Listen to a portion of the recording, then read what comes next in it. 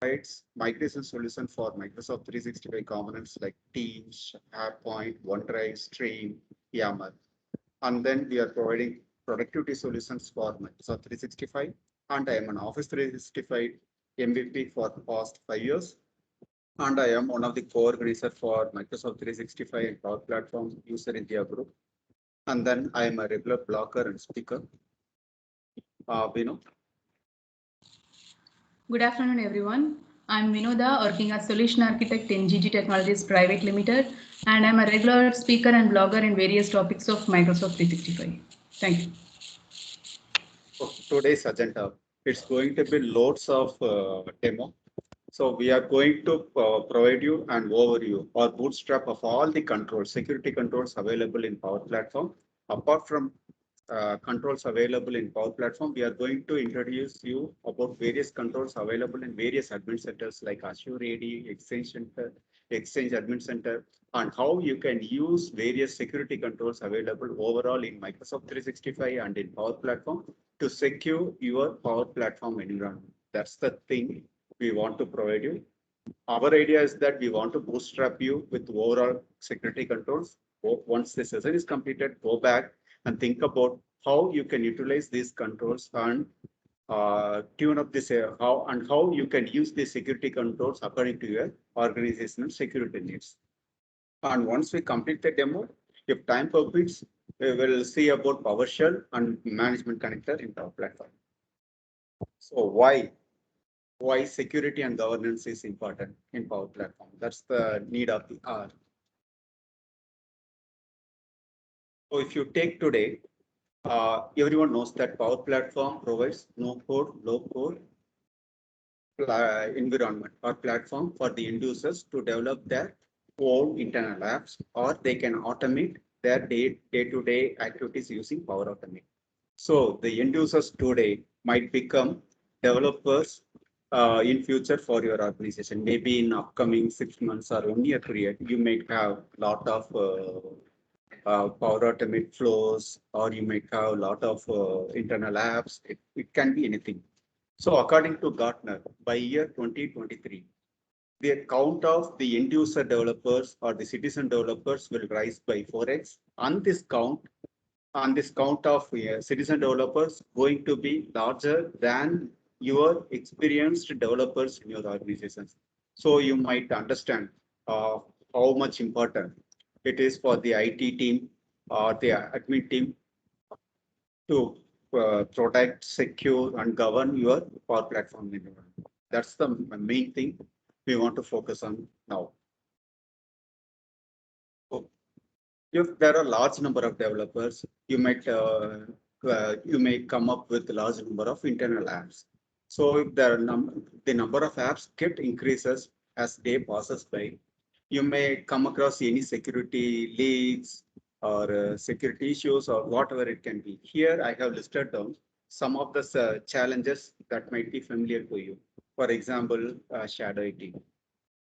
Earlier days, even if any enterprise has a collaborative solutions like Teams, Slack, or whatever it can be, they might be having.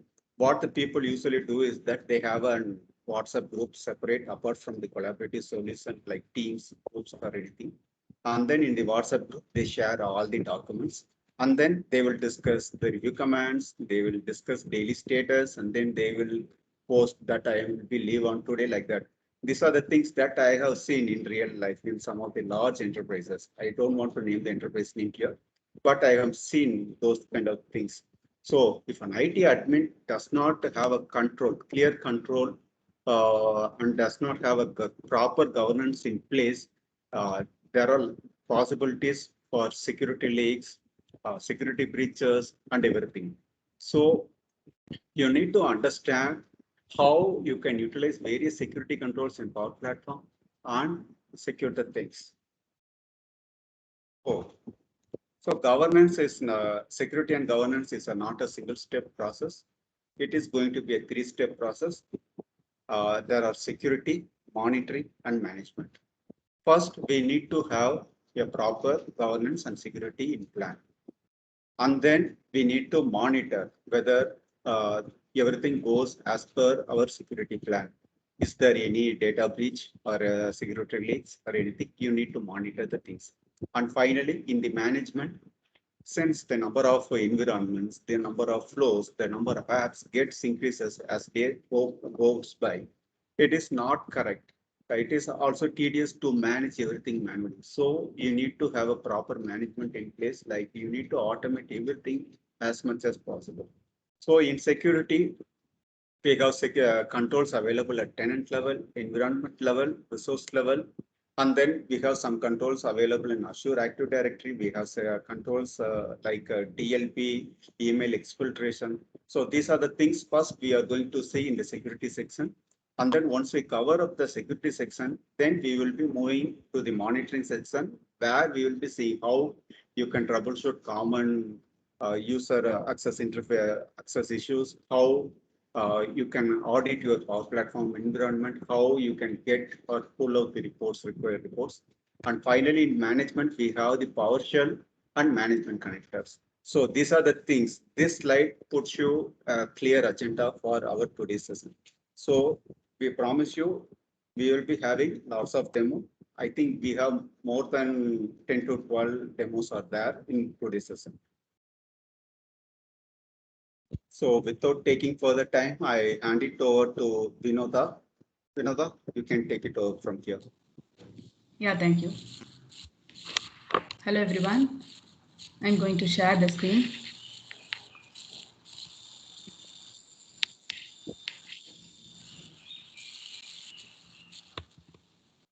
Let me know once you're able to see my screen and hear my voice. Yes, Vinoda, you are good to go. Yes. Now we are going to see different levels of security in Power Platform. At first, we are going to see tenant level security using conditional access policy in Azure Active Directory. To control access to Power Platform, you can use conditional access policy at tenant level. Normally, conditional access policy helps the administrators to control access to Microsoft-based services to end users. Currently, there is no way to restrict access to Power Platforms.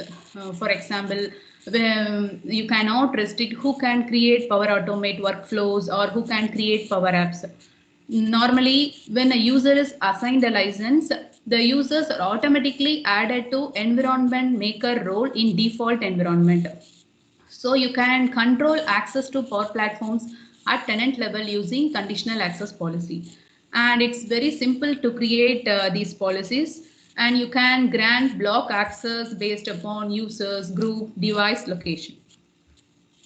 Let's see how to create a conditional access policy. Here, go to Azure Active Directory and go to Enterprise Application, and under Security, you have Conditional Access.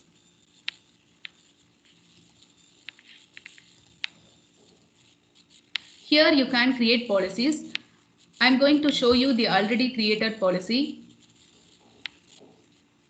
What I'm going to do in this policy, I'm going to block the user Jemmy when she is trying to access Microsoft Flow from an unmanaged device.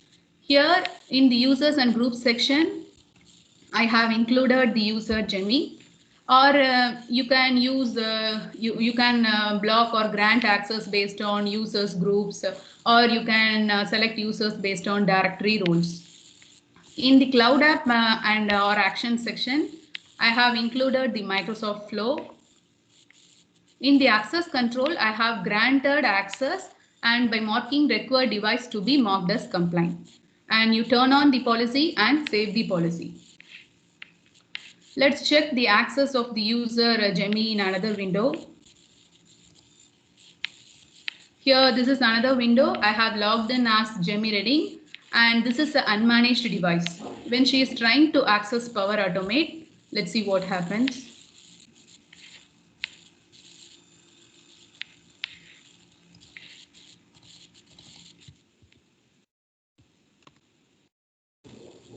Yes, the conditional access policy gets activated and it restricts the user Jemmy to access Microsoft Flow from this unmanaged device.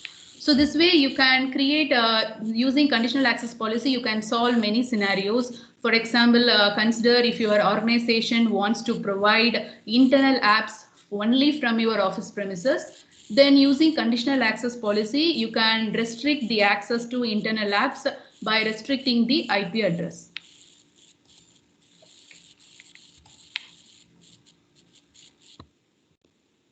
And next, we are going to see the environment level security. And before that, let's see what is environment and types of environment. Environment is nothing but a container that you can store, manage, and share the application flows and data in the organization. And default, you have default environment in your organization. And if you have enough storage capacity and valid license, you can create non-default environments such as production environment, trial environment, and sandbox environment. Here in two ways you can create environment. You can create environment without Dataverse, that is without common data service, or you can create environment with CDS. If you are creating environment without CDS, then there are two built-in roles in your environment. That is, one is environment admin role and the other is environment maker role. And the environment admin role can manage all the administrative actions in the environment. An environment maker role can create and share the application in the environment. And this maker role have limited privileges when compared to admin role. And in default environment, all the users who have proper license can be automatically assigned into environment maker role. Let's see the environment without CDS.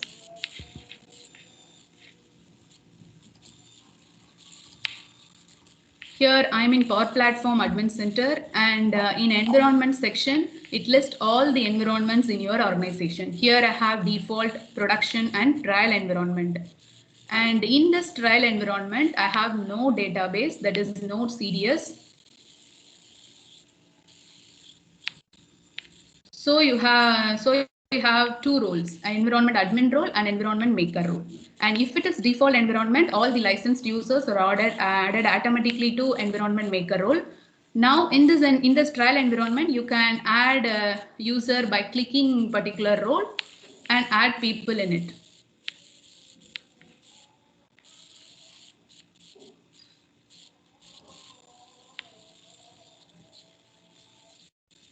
And next we are going to see one tenant level settings in the environment. You can restrict the creation and management of environment to admins. First, select the settings and click Power Platform settings. Here you can restrict who can create production and sandbox environment, and also you can restrict who can create trial environment. You can select everyone, that is all admins, or you can select specific admins. Specific admins in this sense, it includes global admin, Power Platform admin, Dynamic 365 admin, or if your organization has any dedicated admin, that's also included in specific admins. And this settings is applicable only for new environment creation and management, and it is not applicable for already created environment. And you can also use PowerShell to apply these settings.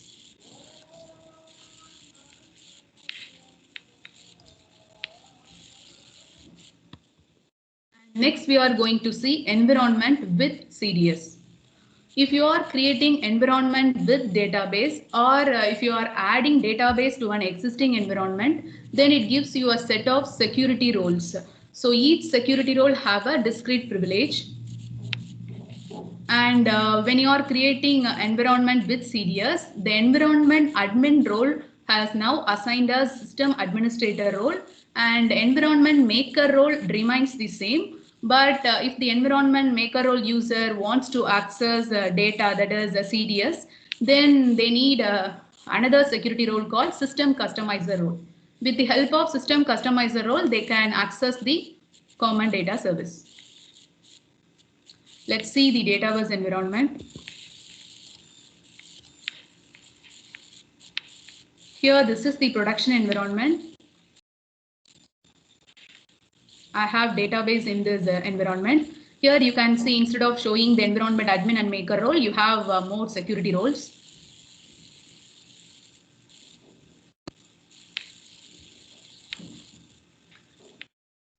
Here it lists all the security roles in the environment. If you want to assign any role to a user, just click the role and add people in it. And the main thing is, if a user wants to access the Dataverse environment, then the user must be added to any of these security roles. And the main thing is you can create a custom role other than these security roles. If you want to create custom role, just click new role and it redirects you to this page. Here you can give the role name and you can select the business unit. And here you can define how the user interacts with the data for one or more tables.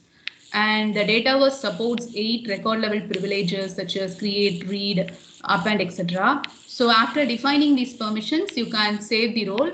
Once you save the role, it is listed under security roles.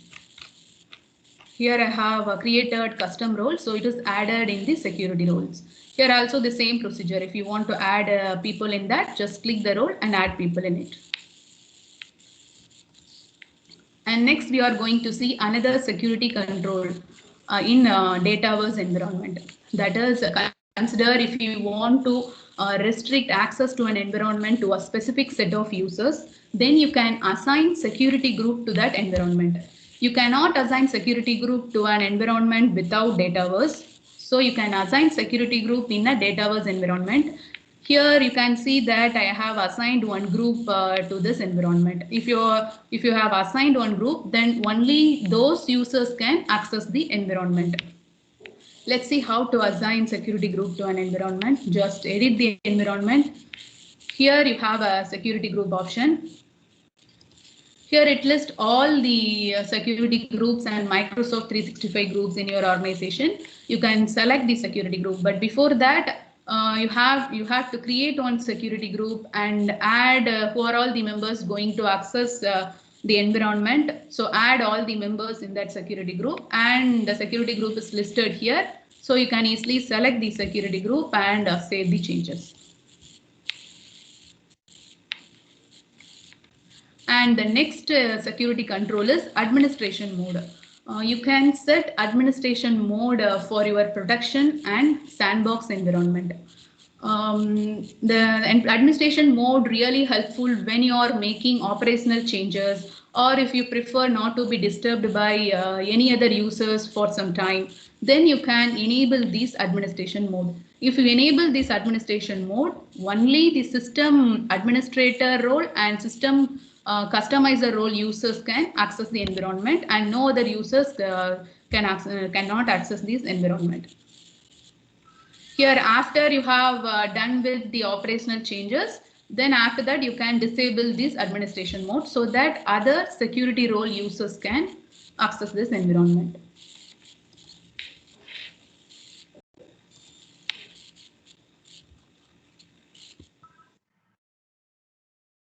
And this slide shows you the important security roles in the environment, and it is important for administrator to know each security role in detail so that they can assign security roles to the users based on their job function. And here, rather than system administrator and environment maker, you have system customizer role, and you have CDS user role, only the read access to the data, and you have support role, and many roles are there. And next we are going to see resource level security in Power Platform. Here the resources is nothing but your apps, flows, Power BI workspace. So you can provide resource permissions for your individual apps, flows and Power BI. For example, in Power Apps, you have different roles, that is owner, co-owner and user role, and each role has some privileges. And in Power BI also you have many roles such as admin member, contributor and viewer role. So you can assign these roles based on the user job function. And next we are going to see cross-tenant isolation in Power Platform. You already know cross-tenant restrictions in Azure Active Directory. Now we are going to see cross-tenant isolation in Power Platforms. Using this tenant isolation feature, you can restrict the cross-tenant inbound and outbound connection in your organization. Before getting into the demo, let's see what is cross-tenant isolation. Consider you have two organizations, one is Contoso and the other is Fabrica. And by default, the Contoso user using Power Apps or flows, they can establish connection using Fabricam credentials, and also the Fabricam user can establish connection using Contoso credential. So in both ways, that is both inbound and outbound connections are possible in default configuration. And when your organizational users are creating apps and flows by connecting your organizational data to external tenant, then it might lead to data leakage. So using this tenant isolation feature, you can restrict those inbound and outbound connections. When you turn on cross-tenant isolation in your tenant, then it disallows all the inbound and outbound connections in your tenant. That is the Contoso, that is it blocks if Contoso user trying to establish connection using Fabricam credentials, and also it blocks the inbound connection, that is Fabricam user is trying to connect using Contoso credentials. So when you turn on this cross-tenant isolation, it blocks both the inbound and outbound connection, but you can create allowed list of tenants in your organization. Let's see how to enable this cross tenant and how it works.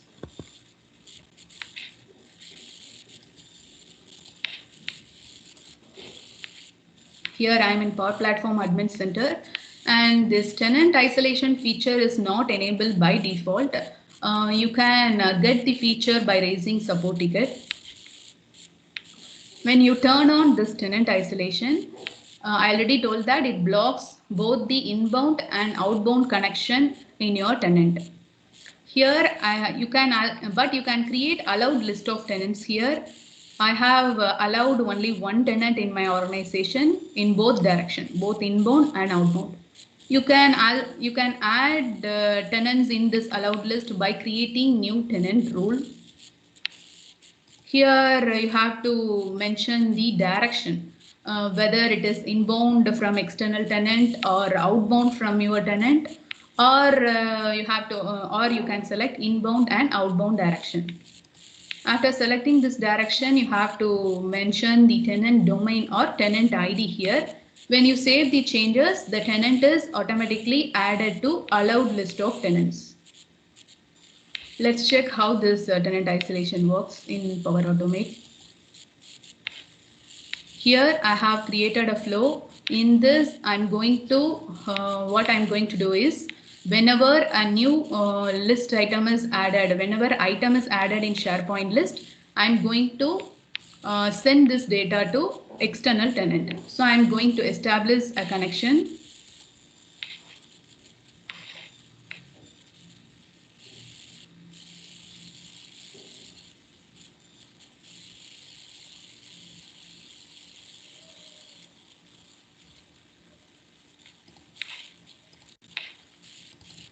Here this tenant is not allowed in the allowed list of tenant.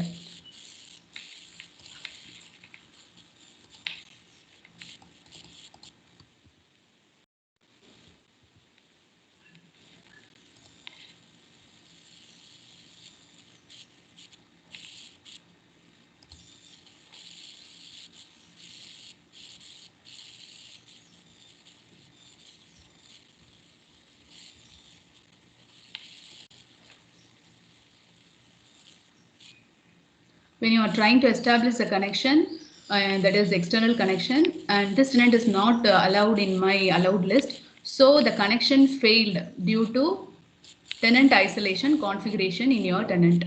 So this way you can restrict the inbound, cross-tenant inbound and outbound connection in Power Platforms using this tenant isolation feature.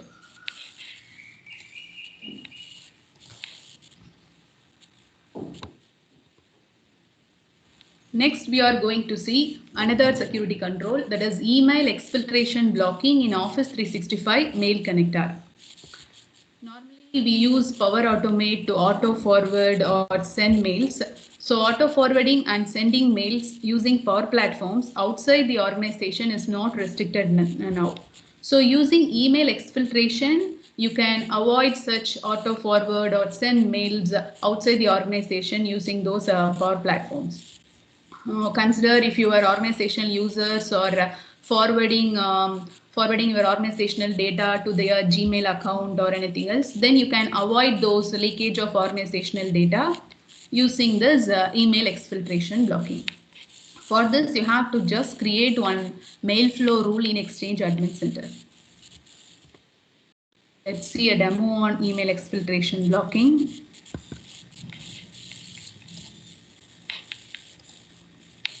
Here I'm in Exchange Admin Center, and in main flow section, you have to select rules. Here you can create rules here, and I have already created one rule. I'm going to edit the rule.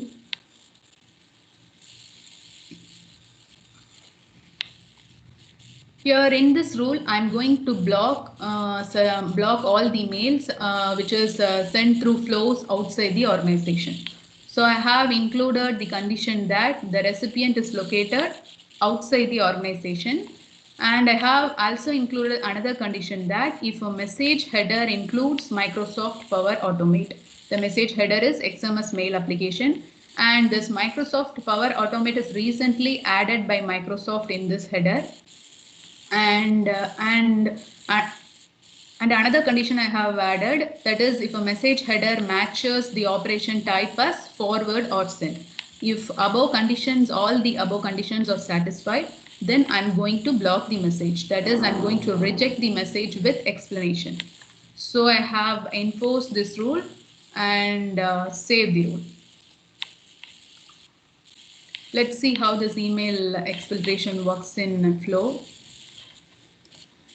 Here I have created a flow. What I am going to do is I have included SharePoint connector. Whenever a new item is added in SharePoint, I am going to send that data into my personal Gmail account. So there is a potential data leakage here. Now I'm going to test this flow.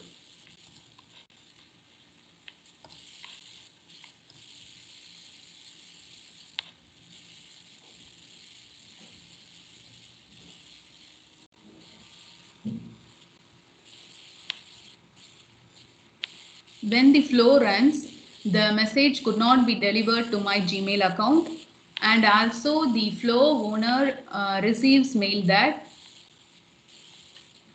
your message could not be delivered because a custom mail flow rule created by your admin has blocked your message. So this way, by the help of this email exfiltration, you can avoid data leakage in your organization.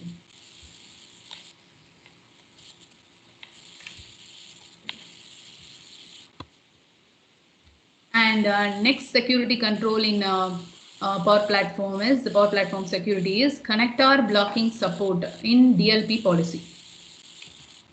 Normally, using DLP policy, your organizations can, using Power Platforms, your organization can connect to different business services and sources such as external or third-party sources, or even social networks.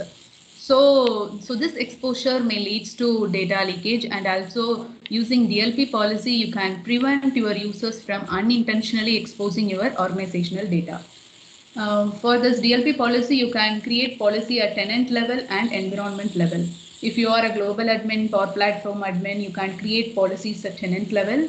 Or if you have an environment admin role, then you can create DLP policies at environment level.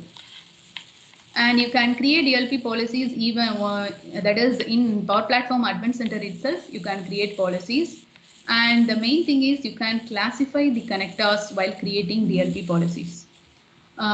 Here, that is, you have three different data groups. One is business data group, and the other is non-business, and the other one is blocked data group. In business data groups, if you want to if the connectors are business oriented, then you can move it to business data group. If it is for personal use, then you can keep it in non-business data group. And if you want to block any connectors, just move that connectors in blocked data group. And the main thing is you cannot block all the connectors.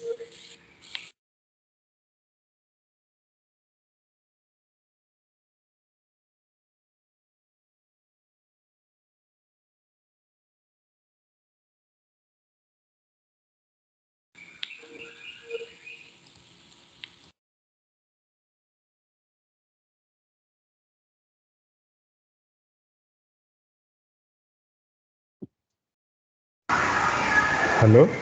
Hello, I think we lost our human. Sure. Hello, can you able to hear me? Yes, we are. Yes.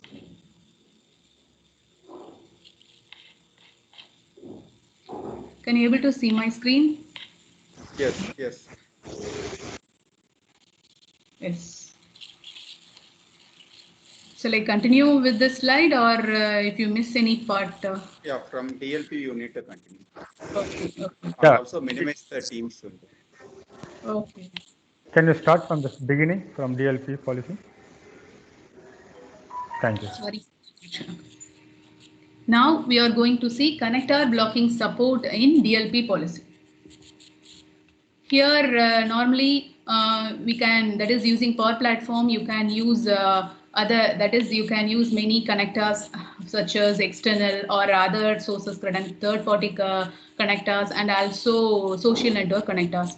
So this exposure may lead to data leakage, and using DLP policy, you can prevent your users from unintentionally exposing organizational data. Here you can create policies at tenant level and environment level. At tenant level means if you are global admin or Power Platform admin, you can create policies at tenant level, or if you are environment admin, then you can create policies at environment level. And in the Power Platform Admin Center itself, you can create DLP policies. And while creating DLP policies, you can classify your connectors in 3 different data groups. You have business data groups, non-business, and block data groups. If you want to keep your business oriented connectors, then you can move it to business data group, or if the connectors is for personal use, then you can keep it in a non-business data group. If you want to block any connectors in your environment, then you can move it to block data group. Here all the connectors are not blockable, that is you cannot block common data service because it's the integral part, and many other standard connectors such as approval connectors are not blockable. Okay, let's see a quick demo on data loss prevention policy.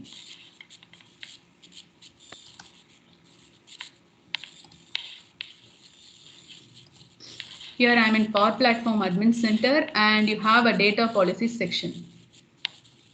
Here you can create policies. I have already created one policy. Let's edit the policy.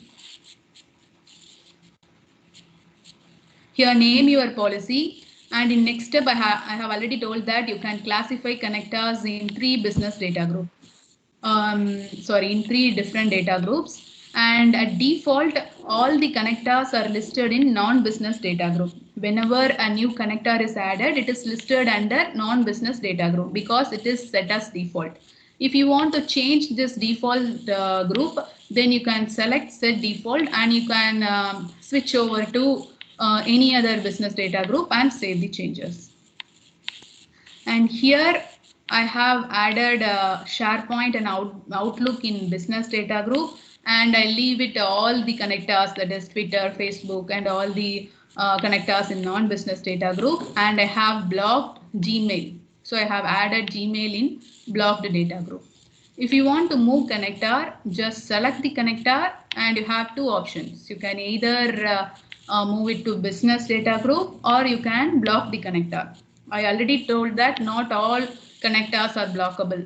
So that is you cannot block some standard connectors and common data service, etc. Here in next step, you have to define your scope. You can apply this policy to all the environments, or you can select multiple environments, or you can exclude certain environments. Here it lists all the environments. Just select the environment and click add to policy. It is automatically added to policy. Here I have added the production environment into this policy, and in next review and create the policy. Okay, let's check DLP policy in here.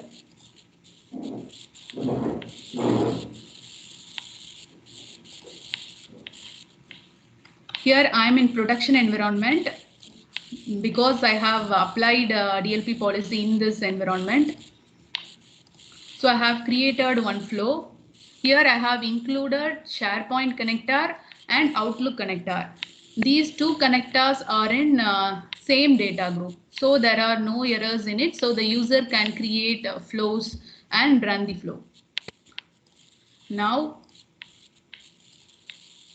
when I'm trying to create a Twitter connector, when I'm trying to add a Twitter connector,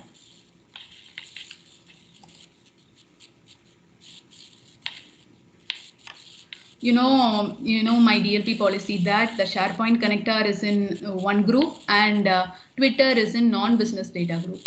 So the DLP policy does not allow me to create this flow. So it displays that this action violates your organizational data loss prevention policy. Because these two connectors, you cannot, the main thing is you cannot share the data, that is you cannot share the data between the connectors which is located in different data groups. So these two connectors are located in different data groups, so you cannot create this flow. And next, let's check the blocked connector. Now I'm going to add Gmail. The Gmail is blocked in this environment.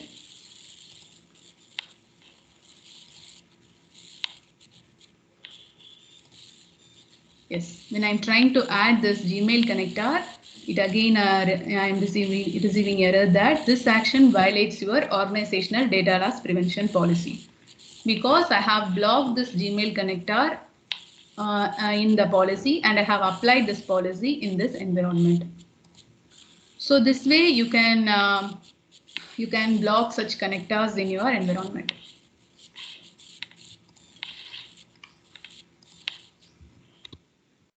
And this slide is the continuation of DLP policy. And here we are going to see how multiple DLP policy impact your environment, impact the environment. For example, if multiple DLP policies are created and applied in the same environment, then the most restrictive rules takes precedence over other. Here in two ways you can compute multiple DLP policies. First one is blocked connector. It's very simple. That is, if a connector is marked as blocked in any one of DLP policy which is associated with an environment, then the connector cannot be used in that environment. Even if other policies added that connector in any other data group such as business or non-business, we can simply say that if a connector is blocked in any one of DLP policy, then you cannot use that connector in that environment. And the next one is business and non-business connector. It's very tricky to compute this scenario. That is, you have to note that the tag business and non-business is not important. The connectors which have used to be together is important here. For example, here we have two DLP policies. Here we have two DLP policies. One is policy X and policy Y, and these two policies are applied to the same environment. And here the connectors 1, 2, 3 is added in business group and 4 and 5 is added in non-business data group. In policy Y, the 3, 4, 5 connector is added in business and 1 and 2 connector is in non-business. Okay, let's see the net outcome of grouping here. Here the connector 1 and 2 are used to be together in both the policies. The connector 1 and 2 are used to be together in both the policies. So these connectors 1 and 2 can form into separate group set. And the connectors 4 and 5 are used to be together in both the policies. So the connectors 4 and 5 are in separate group set. Now what about the connector 3? Here you know that the most restrictive rules takes precedence. So here in the policy X, the connector 3 is not to be together with 4 and 5. And in policy Y, the connector 3 cannot be used with 1 and 2. So you cannot use connector 3 with 1 and 2 as well as 4 and 5. So the connector 3 is in separate group. So this way, the most restrictive policies takes precedence over other policies. Can we, And sorry tell me. to interrupt, can you one more time do your conclusion? Like, let's not talk about the slide because it is Okay. so much technical, and I think I understand. I mean, I was able to follow what you were saying technically with this example. This is great. I mean, just your inputs. I mean, if you have Yeah. to conclude this slide in just one line and help us to understand what do you mean by this, Yes, you can would be great. easily compute regarding the block connectors. If, for example, if your environment has 10 DLP policy, if any one of a DLP policy blocked a Gmail connector, then you cannot use Gmail connector in your environment. That's all. If any other, even if other policies can include a Gmail connector in business or non-business, that's not important because the most restrictive rule takes precedence. So if a Gmail connector is blocked in any one of a DLP policy, then you cannot use that Gmail connector in that environment. That's very Let me easy to explain. understand regarding block connectors. Let me explain. Okay. Yeah, actually, just think about groupings, business connector and non-business connector. That's all. There are groups. As per DLP policy, the policies, the connectors within a group can be used together. That's all. So we need to define the groups. It can be how many, just two groups it is going to be at the end. So, Thanks, Vinod. yeah. And Nashima, thank you. So just you need here the policy, how it is computed is that we are just defining groups. So if you see policy and X and Y, 1 and 2 are common in both the groups. And we have 4 and 5. So we have just grouped 1 and 2. So at the end, you can use 1 and 2 together and 4 and 5 together.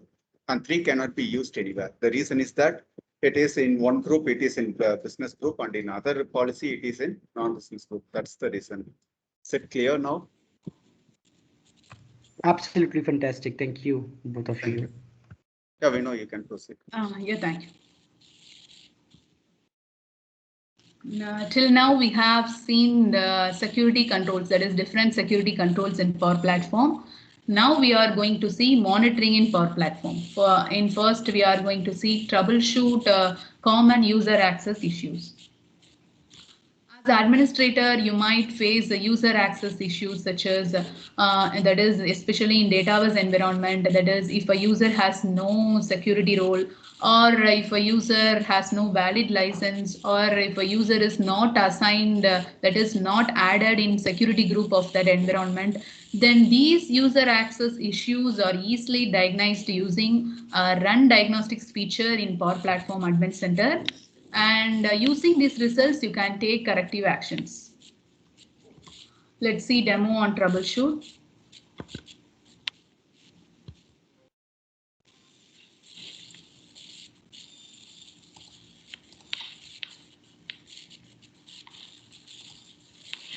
Here I am in Power Platform Admin Center and select the environment.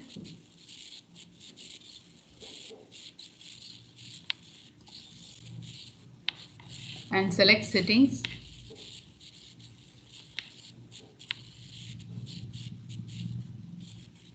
And under users and permissions, you have users. Consider if a user tells you that I can't access the environment, then you can just select those user and click Run Diagnostics.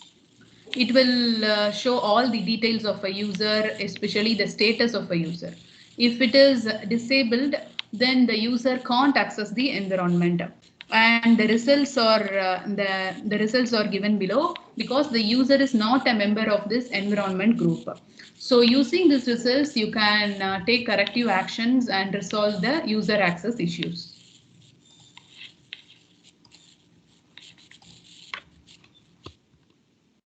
And next we are going to see monitoring in Power Platform. That is, you can see different level analytics here. At tenant level, you can see the Dataverse analytics, Power Apps analytics, and Power Automate analytics. And you can also view storage capacity usage report at tenant level and environment level. And in Admin Center, you have Analytics section. Here you can view all the insights for your Dataverse, Power Automate, and Power Apps. And for Dataverse, you can view what are all the active users and their specific operation and the mode of access such as OS, device type. And you can also see the API calls and the pass rate.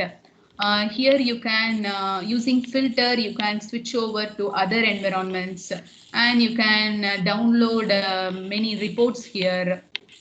And in Power Automate Analytics, it also shows various metrics and insights.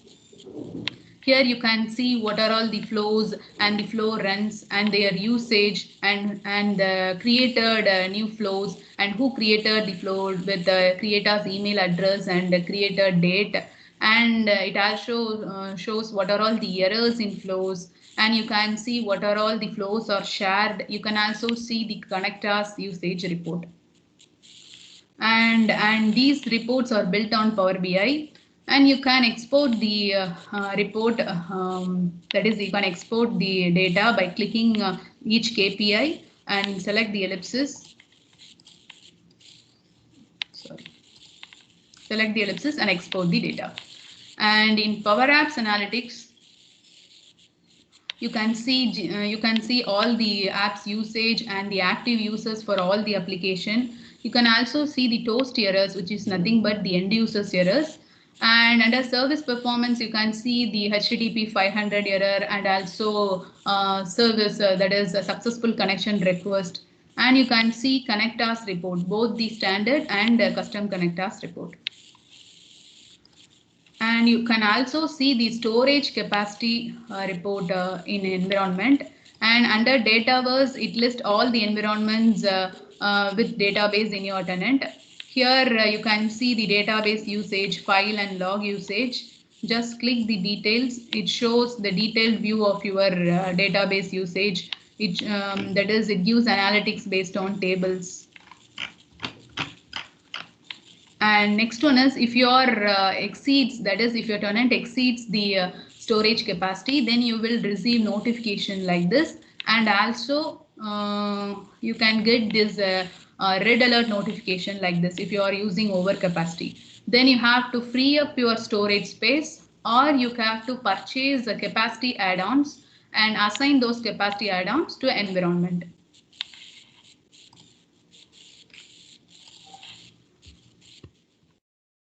And the next important topic is auditing in Power Platform. Normally, that is all the Microsoft services, or that is all Microsoft services activities are logged into Security and Compliance Center, and you can enable these logging by turn on audit log search in Security and Compliance Center. And even the Power Platform activities also logged into Security and Compliance Center. And you can enable CDS auditing in 3 levels. You can enable at environment level, entity, and field level auditing. And these CDS auditing, that is Dataverse auditing, is not enabled by default.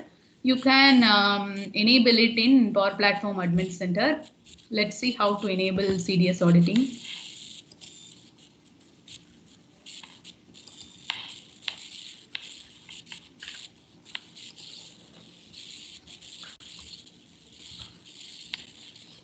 Here, select the Dataverse environment and select settings. Under audit and logs, click audit settings. To enable CDS auditing, just check this start auditing option. And if you want to see additional audit settings, just click here. It redirects you to this page. Yes. Here it redirects you to Dynamic 365. There you can select auditing.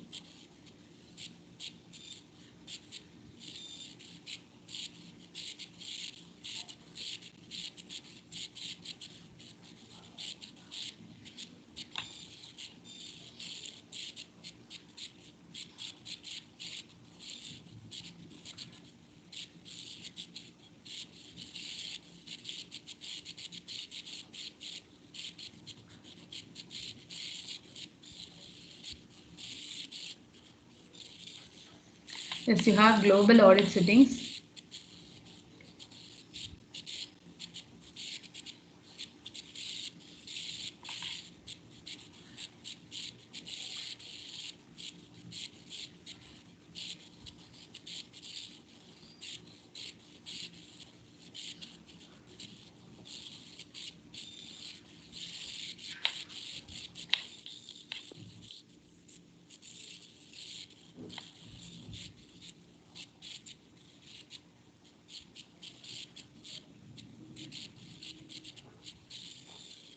Yes.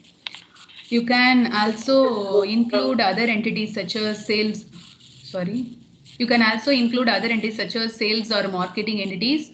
If you want to enable entity and field level auditing, just click entity and field audit settings.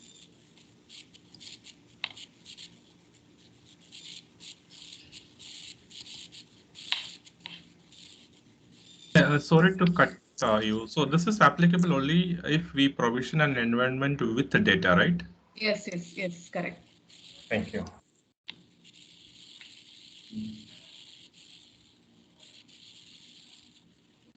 Now we are enabling CDS auditing for Dataverse environment.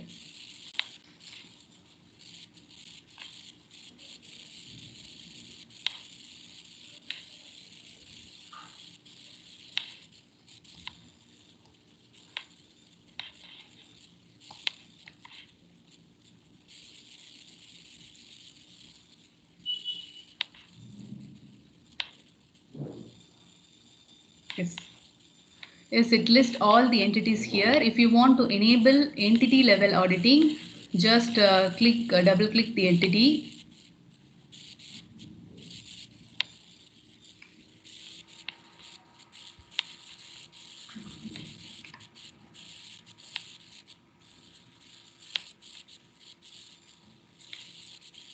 Here under the data services section, you have auditing field. You can enable by checking the auditing field. Please wait. There is a lag in the display, I think. Okay. It is not yet shown. The screen is in some. Yes. There is a Yes. lag screen and all. Okay.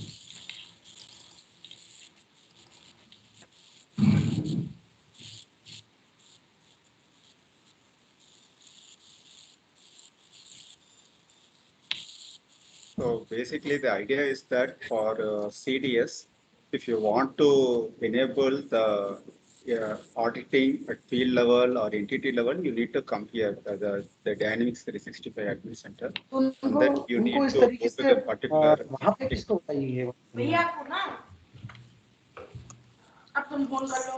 I think now the screen Yeah, is yes. Yes, if you just double click the entity, if you want to enable entity level auditing in data services section, you have this. You can see here. You can enable this auditing at entity level. By default, when you enable auditing at entity level, then all the fields are included in this auditing. You can also disable. You can also enable or disable field level auditing here. Just click the field.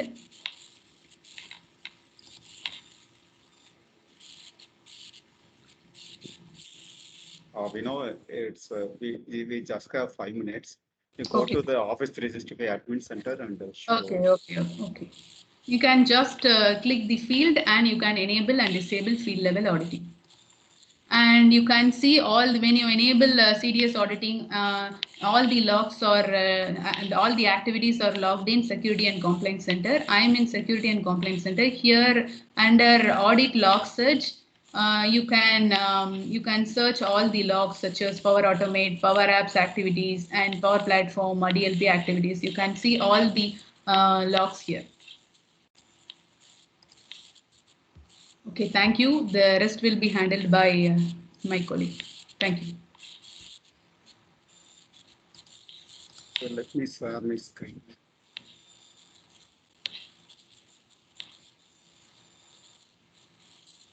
Okay, till this point, we have seen how you can secure your environment, how you can monitor your environment, and finally, we are coming to the management part.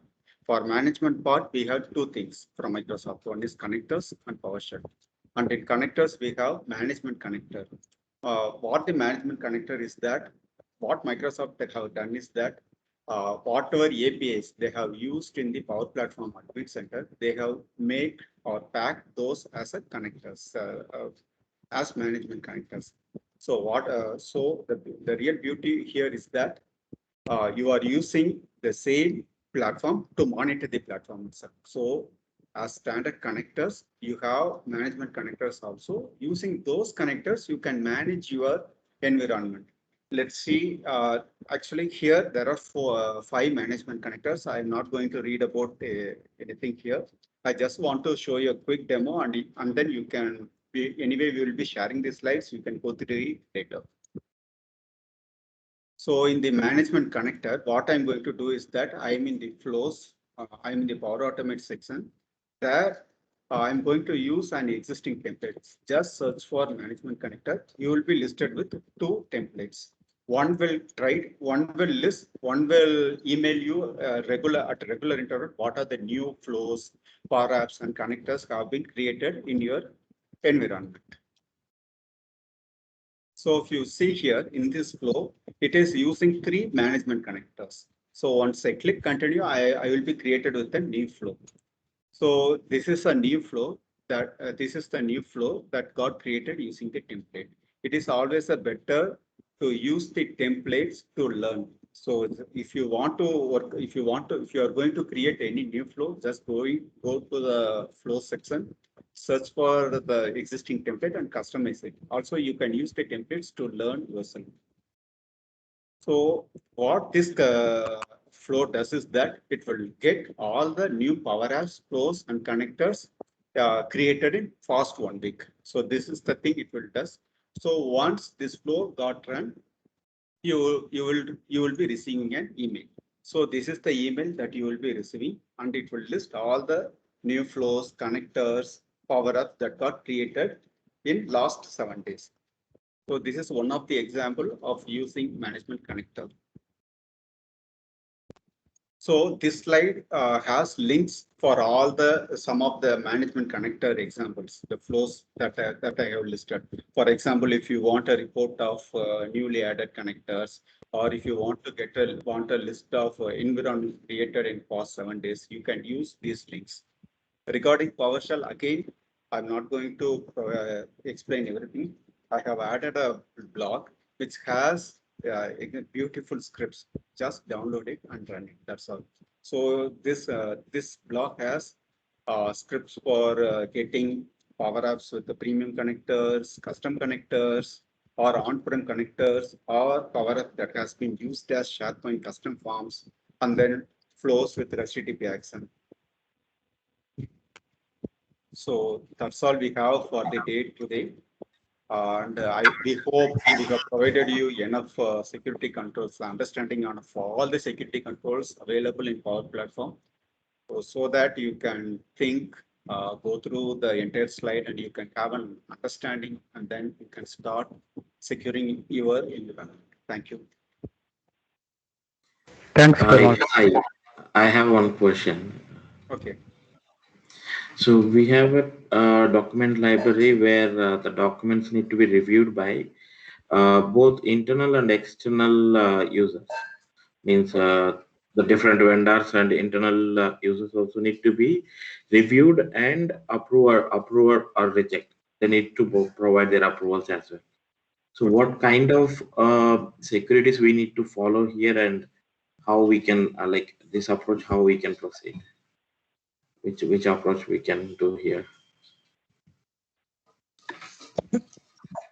So the user is an external user. Very first thing is that I'm not sure if you can add an external user here. I have not tested this case actually, but maybe what I can do is that anyway we are going to circulate all these slides. In this slide, I can include this question, and I will post you the answer also. Okay, sure. Thank you. And then we have the next session starting by 1:30. The session is on Dataverse for teams what, why, and how by Auru Supla. And I have posted the link in the Teams chat window. You can just join for that section. And if you have any questions, you can contact us through LinkedIn. In the slides, we have added our LinkedIn profile URLs. You can join that. You can contact us at any time. Can I have one quick question from the slide only? Yeah, yes. Yeah, actually, I have learned in the slides like cross tenant blocking thing. So, like, Yes. if I'm using HTTP endpoint in my tenant, and I'm going to utilize the same endpoint URL in some third-party website, since this tenant is only allowing their own tenant people only. Yeah, So that actually, would the be cross tenant isolation, there are two types. What we have discussed is purely for Power Platform based. And then we have another thing called cross tenant isolation based on Azure Active Directory. So you need to use those settings. Maybe I can share the link also for that. No, my question is like, if the HTTP endpoint which I have created for my tenant and the cross tenant policy is blocking everything apart from that tenant.